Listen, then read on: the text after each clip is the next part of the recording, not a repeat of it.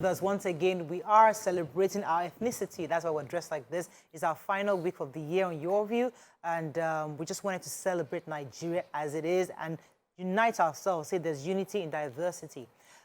So that links us to our conversation today. The topic we saw on the social media, which we thought was interesting. We've been discussing polygamy recently. I'm not sure why this issue of polygamy keeps coming up, but for some reason, it's important because these are new conversations we should have. You can't keep doing the same thing and expect a different result. Yes, so families need to rethink how they do things. Patriarchs need to review how they do things. Matriarchs also must review how we've been doing this for years. And some of these stories that we see help us to see how we can review the practices we're so known for. I'll let Nima establish the story about a Ghanaian man, which is, the story is all over social media. Yes. He's a Ghanaian rich man that recently was sick, and there was a video about his family that went on social media, and it's important that we reference that situation for the conversation we're about to have. Nima, let me let you establish what happened. The millionaire businessman, Alhaji Asoma Banda, is a Ghanaian and presently on a sick bed. He's been sick for some time and has been in the hospital bed recuperating, but he's not even as expected. But where he's trending, his wives were videoed in the hospital fighting over property and money. According to the report, family members have accused the second wife of the businessman of stopping others from having access to him, as the two other sisters of Alhaji wants him to be moved to a facility where he will be receiving medical treatment that they would choose. But the second wife is now accusing the first wife and her children of forging Alhaji's signature to siphon money while he's sick. In the video, you could see one person asking him, did you authorize this signature? Somebody that he could even barely hear, talk less of answer what they are telling him. And so this brings to fore again. But I would not want to look at it from polygamy. For BC will shoot me bullets. From polygamy, I would like to look at it because BC took a story today about a property where the children of a deceased were fighting to the extent they bring soldier. You know, how we comport ourselves after our loved ones pass, greed and a lot of other issues. And this life, how many days are we even on the earth that want to pack property into our chests, that kind of thing. So I'd like to look at it from greed, how we comport ourselves around loved ones when they are sick. So thank you for establishing that. Now, as you know, in Your View, you don't like to talk about people. We just like to talk about issues to reference it for learning. So we won't talk about the nitty-gritties or the granular details of this story. But what's more important are the issues of patriarchy, number one, the issue of polygamy, the roles of the wives who... when the man is sick, how does he plan even before he gets sick? What happens the first child, the last child? These are the issues we want to discuss because there are many people in that situation today, partying, enjoying their money, forgetting they have 3 wives, forgetting that anything can happen tomorrow. Recently, very, very prominent man recently passed. He has 3 wives. Thank God there's no issue. But the point is that people will pass on. Things would happen. And these are things men especially must begin to put in place and must begin to discuss, normalize the conversation. Because I do remember, let me share my own story, when my mom was ill and, you know, I was thinking really hard, okay, Mom, see, there's not much for you that you have, but this tiny thing you have, what do you want to do? And she kept looking at me. She didn't respond. And because she didn't respond, I just kept quiet. I didn't want to probe further because it would be as if, are you waiting? So I just kept my mouth shut. But sometimes we need to normalize this conversation. Have it normally. What are your thoughts, Toko? Let me start with you. So for me, I'll start by saying that no human being should plan his or her life on another person's labor. Even if the person is your parent. Say it again. Say it again. No human being should plan his or her life on another person's labor, even if the person is your mother, your father, your brother, or your sister. That is the bedrock of all the problem.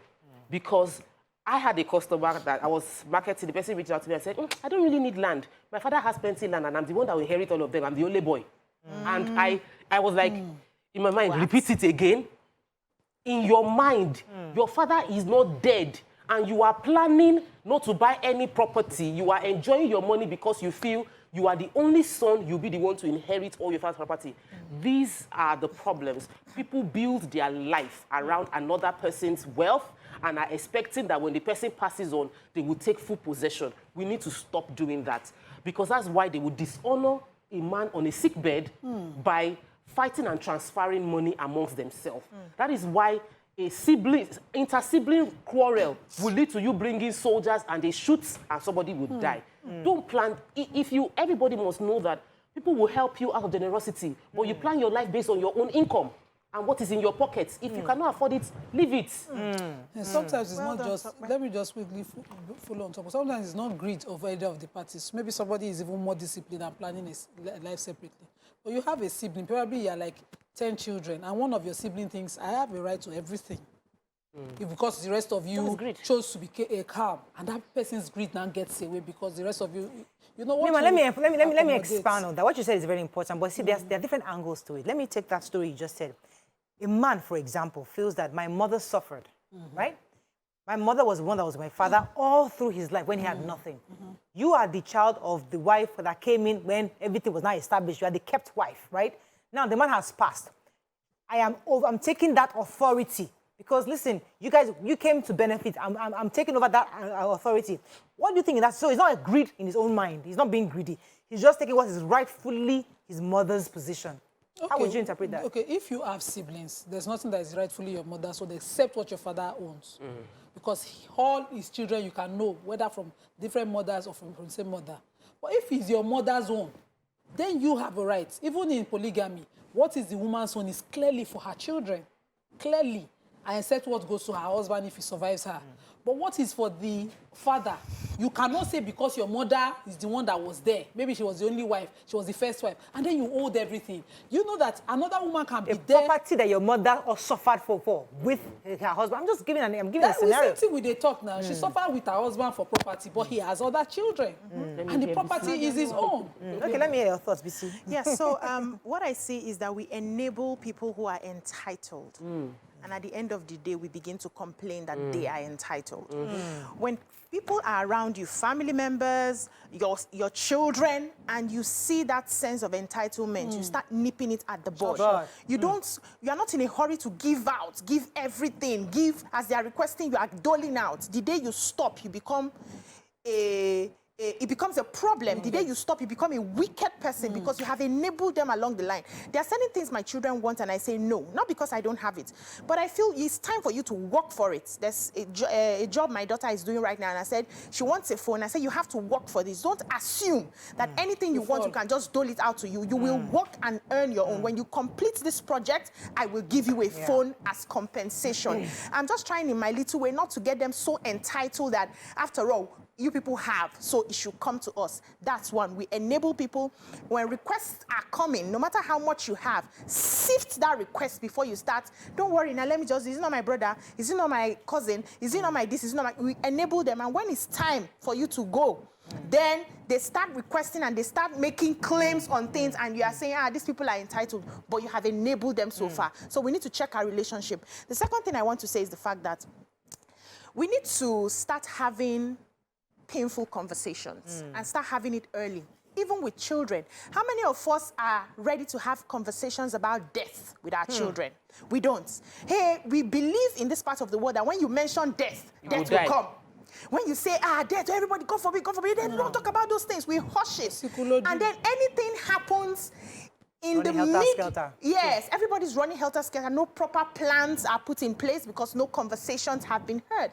We must have conversations on death. We must plan our death even when we are living. What plans do you have as a man? You are married to 2 wives, 3 wives. You don't have a will. You have not written anything down. You just want them to all of a sudden love themselves enough to share.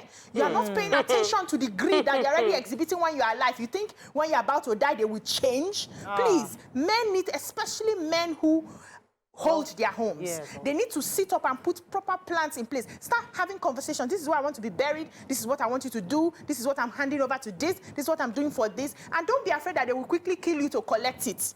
If you're a good person, nobody will quickly kill you to collect anything. Let's normalize this conversation. We're still discussing issues surrounding polygamy, patriarchy, matriarchy, and just family planning, pretty much. You can join the conversation. You can call us on 081-270-53687, 091-390-7694. It's also tweet to us at TVC Connect. Please hashtag your view TVC so we can read your tweets. So we're going to add something to this. Yeah, I want to talk about the role of a father. The role of the father, not as per se, I am a responsible father financially, but I am uniting my family, especially for those who have decided to go the way of polygamy. You have a huge responsibility because by standard, even when it is same mother, same father, there is huge competition between children. Now, put into that mix the fact that they are from different parents, mothers. It is extremely important that the father takes up the role of uniting his family. And it's a huge responsibility for you, and you must even document it because you know the trends. You know the one that is going to be a troublesome child. You know the one that's already showing that if anything happens, it would go haywire. And so you must already institute that how I want you to do when I go, how I want you to go when I pass. It must already be on ground. I don't believe that anybody should be 50 and not have a will. Even if you're 30, if you have anything to give, write a will. We don't talk about writing wills. Even I haven't been able to have this conversation with my parents because I'm like, have a will. Whatever is in your account, let me know your account, but let me know your password. I will not collect your money until you go. Let me know your account password because I cannot start. They got bank, and people don't realize before you can access the bank account of a late person, even with will, you will lose the money. So if you just give me your ATM, your account. Now you are an only password. child. I will help you to collect. I had this conversation with my mom when she was ill, and we're battling, wanted to make payouts for money, and I said, Mommy, let me help you because she wasn't very totally together. So she was on the thing. I was trying to, and I helped her to do all the thing to punch a password. I said, Mommy, what's your password? She took it for me on her sick bed. I'm like, what is this now? But my younger brother has the number. Whatever, but she just I'm like, she was subconscious. No, it wasn't a trust issue because she trusts me. No. It was the subconscious that I'm gonna hide my password must be hidden, even on your it's the interests of the others that she's protecting. She's not lack of trust for it's you. not that one. They cannot know what. What exactly? The password of your PIN number. You don't have anybody that's going to drag scarf from your head. If one person has password, one person is moving money, and the other person alert. Nima has all this. But please, let's just, because you see this thing that we're laughing over, sometimes it makes the process extremely slow. The password, I know someone who passed on and the code of his safe in 2 different houses, the children, at least one of the children knew it. So it was a case of let's check uncle's, let's check the jury. They were able to share. It was all because the structure had been put in place that everything is equally shared amongst my children. So that the part of building a good relationship is extremely important. Let your children love each other. And if you see you have a black sheep amongst your children, let everybody know this is a black sheep, and my black sheep should not be ignored, or my black sheep should be taken care of as well. Because when you, as some people, they write a will that the will is separating the family. You write a will that you're not causing problems in your family. You Don't are do that. disinheriting one child. Maybe based, I handled one case. Based on your anger with your wife. So that case is so heartbreaking. This estate is about a 1970-something estate. So I made to search the will. Reading the will broke my heart. There was a case of, those days, the way the fathers would just say, oh, this child, I disown you. And it was very rife in those days when people did not understand the implication of such statements. And the father wrote a will. But on his dying bed, he wrote a codicil at the addition to the will where he waived it. He did now provide for the children he had disinherited. When he wrote that will at the height of his anger, he wrote that these two, I just don't want to see them near the estate. On his sick bed, he called the lawyer and wrote a codicil. But in the codicil, he just said to the ones who he had given properties that provide something for your... You don't do that. Something wasn't defined. No, he was sick. Oh, no. Till today, that one who is the head of the family... You don't chop everything. Nobody say he chop everything. He's insisting that the original will, not the codicil, which everything is properly documented. I searched it at probate. I brought that will out of probate. I sat in my office, I read it, I almost cried. As in all of them now in their 80s. I said they don't die finish themselves. He's saying like that those two will never... Let him carry to heaven now. Was he born with anything? So what I've discovered is sometimes you don't know a child would be a black sheep till something happens. You'll be raising the kids. You're seeing some small things, but you feel they will outgrow it. You're seeing some little greed here. You bring something home and you ask them to share. And then you realize that this person is always taking more than the others. You're seeing those things and in your head, don't worry, they will outgrow it. They're still children. I was like that till something happens. And then you start seeing that all of them did not turn out the same way. So the only thing is to hope and pray and ensure that while you're living, the love that you want to show, please try as much as possible to make it equal. Even if in your head you have your favorites, do not show that you have your favorites. That's one. Unite. On the other hand, I wouldn't tell you how to share your property. It's your property. You worked for it. Sometimes some children bring sorrow to their parents and they say, I'm not going to give you anything. Go and work for your own. Who am I to tell a parent not to do that? You have seen what you have seen and you have said what you have said. However, just ensure that you raise good children in a way that no matter what happens, they'll be able to come together, unite, and just decide to do what is right by each other. And it shows up on how you take care of them as a parent, how you are involved, how you teach them morals, how you make sure that they fight for each other. I get upset when I go outside and I hear somebody insulted your brother and you sat down there, you were not doing anything. I would be so cross with you. Why don't you defend? You have to defend your blood. You must teach them to do it. Yes, so you must defend your blood. It's not acceptable. Don't come here and tell me they were insulting him and it was not me they were talking to and you sat aloof. I don't take that because I'm trying as much as possible to ensure that they have a bond. Anything can happen tomorrow. They are able to fight for each other. Okay. Once you sort that out, even with properties, they will sort out themselves. So let me bring in another angle because there's so many. Because let's go back to this issue of this Ghanaian rich man. He's a billionaire. He has money. And there are lots of rich people that have money. I know of one, which I shared the story here several times before, where when he had, I think at the time he had 4 wives. I don't know how many wives he had at the point of death. He had 4 wives, and he took care of his children in his house. Every wife had their own apartment. Then the children go to school in one bus. One bus, all the children, they are fed, they eat breakfast together, they enter bus, go to school, come back, the same lesson teacher, same everything. So one mother cannot say, I'm the one that took care of you. He took care of his children. So and he left leadership. And the children knew who was the oldest, so the respect and unity came ground up. That's what I'm saying. So when he left, as a man, yes, when he left, when they had the burial, every wife had their own tent, but it was out of, okay, this is our own tent, but the children were united, even till today. So it's about the planning. From the beginning. From the beginning. It's extremely important, especially in polygamy. Yes, It's extremely important, but you see this thing, let's just talk about the inner heart of whoever is leading. What I have experienced, stories from family members that I have seen, where an only son survived the man. He disinherited his sisters. Although we've left it to come out, we are now saying certain things are because of certain things, but you look at your sisters as an only son, because we do Idiogbe where I'm from. You look at your sisters' soil when they have access to property and you say, no, you are keeping everything because you are keeping the estate of your father together. You sell, you chop. You collect rent, you chop. Your sisters go and they say, let's not look at property. You know, let's talk about that heart where this dying man, for instance, one wife is accessing funds for waiting. Are you managing the estate? Let me pause you for a second, because I want us to bring in a different angle.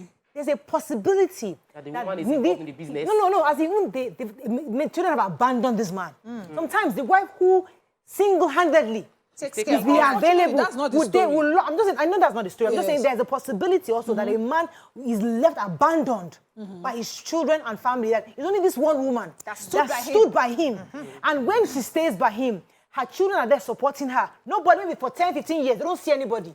Because he's now almost dead. All of you now show up. Daddy. And the first son is saying, or the child that was there, he's going to say, I'm sorry. It doesn't let's be careful. Before. Your care, your love doesn't entitle you to everybody's share. What is jointly owned does not become your own for extra work. Let's be careful. Very, extra work that you were there, you loved, except what the man puts in demarcation. When my grandfather died, there was a property that my father started tilling around the house because his mom was falling sick and she couldn't go into the farms that was supposed to be her own. Before my grandfather died, he pronounced my father's name on that property, that this place is this person's sweat. He did it for his mom. He should not go far. You see this thing. that one person has work as work. Yes. If he doesn't pronounce it, if the man himself says, So it this still woman, falls on that man. Abi? exactly. So So I like if that. the man says, I like this woman has been with me. Yeah.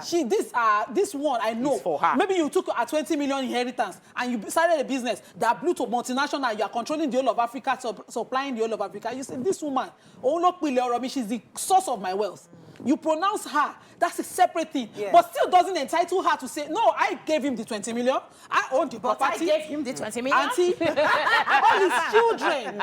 You can't disinherit his children So after his death. that's an important fact. This Because inheritance let's is put up- another let's issue. be clear. Because many people think if I because was I a judge, stood there, Tinubu is because I'm there, I have more entitlement. You are saying from the purpose of the law, it There's doesn't nothing. make you extra. This It's even like secular morally. work. Pronounced. Even morally, she You're said asking it them doesn't that the until man has says died. it. They should go and suffer for their own. It's wrong. Okay, let me take this call. Except he did not recognize the Okay, death of let's that all child. take I gave you this the one. 20 Good morning, million. are you there? See, Oh, that's I'm sorry, I story. lost that call. I do apologize. But I gave you the 20 million, no. but See, so- wait. Stop, If you want to rationalize it, yes. But on the face of the law, See, I'm not even talking law, I'm talking moral. No, see, leave Moral, moral yeah. first. You know, there's a mindset that comes to a woman when she is the only one catering for this man and they are building together. Like that typical example you gave, maybe other people have run away, nobody's around. And she was there, she was with him, she was suffering. Peradventure, the man forgets Whenever we go to write that it and English. say, this woman was the one that gave me the 20 million. Please, how do I recover my 20 million? okay, You let me show the we'll court. take that. You No, show- we'll take the answer after the break. Or whether the other person has also given them a four. How about There's the a four factor. Yes, so a four factor in they this are one. pro-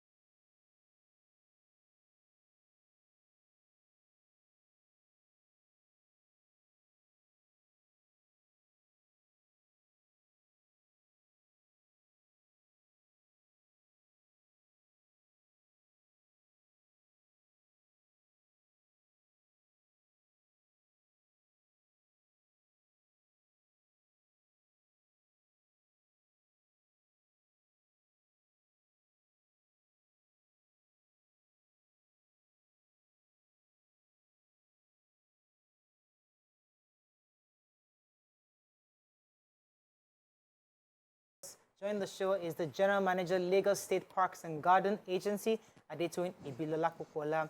She will be discussing the state's plan for recreational parks at this festive period and even beyond. Welcome to the show. Thank you. Thank you very Before we much. go into your conversation, we have to wrap up our initial discussion. Let me come to you, Tokwe. You're going to add something before we wrap up on that. Yes, I was going to add that at the end of the day, we must lead with love. We must be kind to one another. Yes. Even if they wrote your name in the will and say you should take everything, don't ignore your relatives. You know, don't ignore your siblings. Even if the parents die very early and the children are small, they cannot handle anything, and you are the brother or younger brother of the father, or you are a family member, don't mismanage the properties. Let's lead with kindness and lead with love. And every issue can be resolved if we are truly leading our emotional decisions, our decisions with kindness and love. We'll continue to revisit this topic because, as I say, it's a continuous conversation. Sure. But I'd like to end with two things that I've heard on this table. First, from Obiajulu, but she said that when you enable people to be entitled, no, I think something like that. Yes. And don't enable people to be entitled and then start complaining of their entitlement. So you have enabled the entitlement in the first place, and we must cut it in the bud, so nip it in the bud from childhood. And Tokpa said something really very profound. He said, never plan your life other people's sweat or wealth, which I think is profound. I think we can end with that on this segment. Welcome again to our show. Good to have you. Thank you. Is there anything you want to add to this matter? Well, should go straight to the official matter. I'll leave it to you guys. I'm sure you guys have trashed the topic very well. So the parks and gardens are open to public. This is the holidays. Everybody wants to celebrate, have a party. In fact, I must tell you, one of my guys wanted to use the park. When they're not charging money, it's not park. So what exactly, how are they available? And if they're available, how do we access them? Okay, so the parks are available to the public. They're actually public recreational parks and gardens. Of course, we make some revenue from the usage of the parks to maintain the parks. Okay. But normally on a daily basis, anybody walks into the park is free to use from 1 to 10 people. Once you become a group of 10 and above, you pay, and it's a small token of 500 naira each to access the park. And you can have picnics, you can have birthday parties, bridal showers. We have all sorts of events at the park. For this festive season, in fact, our park in Murikola VI is booked for the entire season. All the weekends in December are booked. People have events, large events, and a lot of people, I guess since COVID, started having, getting used to having outdoor events because of, you remember there were COVID restrictions for indoor activities and all of that. So people turned to outdoor events. And so we have our parks booked back to back.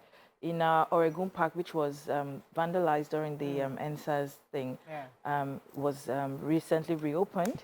And we've been having events as well. It's also booked back to back. In fact, last week, Saturday, we had an event for children called Creative Gardening for Kids. The kids had so much fun. It was last park that organized that event. They had painting, we taught them how to plant. And we believe that, environmental education starts from when they're young. And so that was an opportunity for us to call a group of 50 children together and basically just teach them the rudiments of planting and encourage them to plant. So the parks are accessible to everybody and anybody because they are public. So I just heard now that until you're up to 10, you have free use of the park. Yes, absolutely. Before as you are parking, there's a particular park not far from here that I will not mention.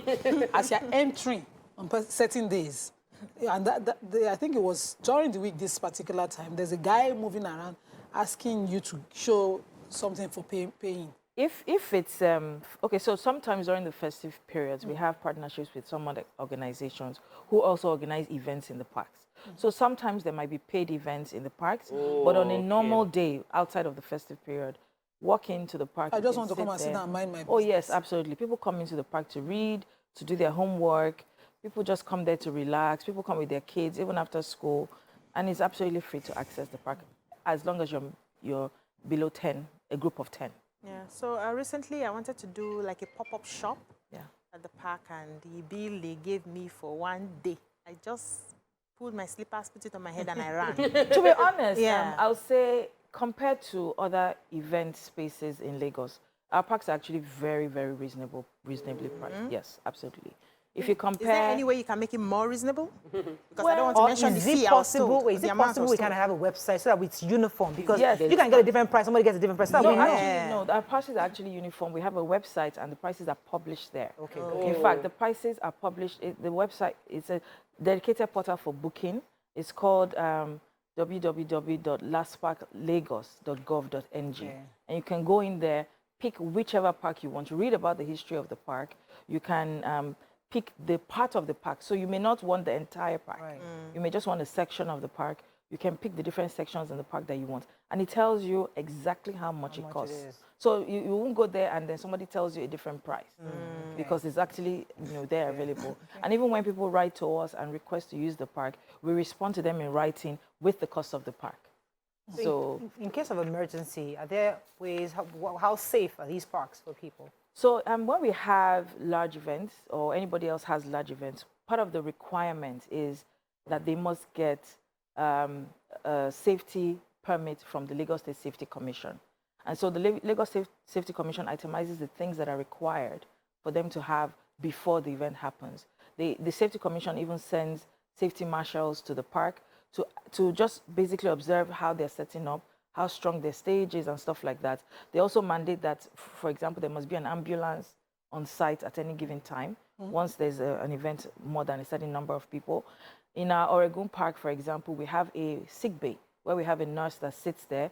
So if any children are playing around and then there's any slight injury, we immediately treat them, just give them some first aid. And then we have a very good relationship with the Ministry of Health. So even when there are any emergencies, we immediately evacuate the people and take them to the nearest public health center. So I believe that at least so far we haven't had any incident. How maintained at this park? Because I mean, there's a park that was named after my dad, Kabashara in Bagada. Yes. And the time I went there, it wasn't well managed, and I was wondering, so is it that some parks have been abandoned, or are they the main parks, or?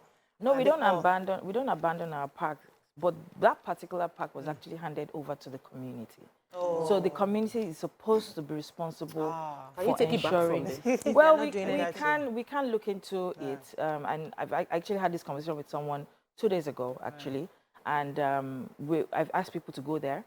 And they're going to go there and give us a report on actually what's happening there, and then we'll see, and then we'll decide what to do from there. Just don't change the name, please. No. It's a legacy. It's a legacy park. We won't change the name. So the names, before we name the parks, they're very carefully thought through, and there are people that have contributed immensely to the growth of Lagos State. So we won't just wake up and change the name of the park. So a double-edged question. Yeah. On one hand, since you've rented out a lot of these parks, are there any parks that are still free for regular Lagosians to show up? If you said some of those parks have already been rented for the season, and that means that the average Nigerian that doesn't want to attend any event but just wants to enjoy going to a park, are there any free parks available for them? One. Number two, I've always had issues with the fencing of the parks because I feel like it's counterproductive and very expensive because you spend money fencing the park. The people that you're fencing out will tear down the park. And after like a few months, you will fence again. Maybe a year, you will fence it again. So we're spending money refencing a park that it should be open to the people, So okay, so let me answer your second question first. So, we don't. If you notice, the kind of fencing we do in our parks is actually see-through. You can actually see through from the road to the park. So the fencing is not to block people out. It's actually just to be able to create some sort of security around it, because you cannot have security officers at the entrance to the park and then everywhere else is porous. So the fencing that you see there is to protect the people that are inside the park. But they're usually very see-through parks. So even someone standing outside can see what's going on, and you can actually, you want to go in there to experience what is happening at the park. And secondly, the parks are actually still accessible to everybody. However, what I mentioned was that there's some events on some days. They're fully booked in terms of weekends.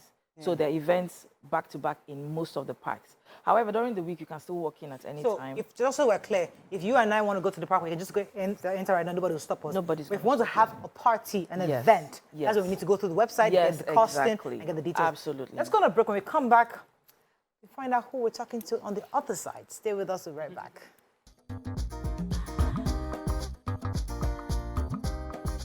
Stay tuned. Your View will be right back.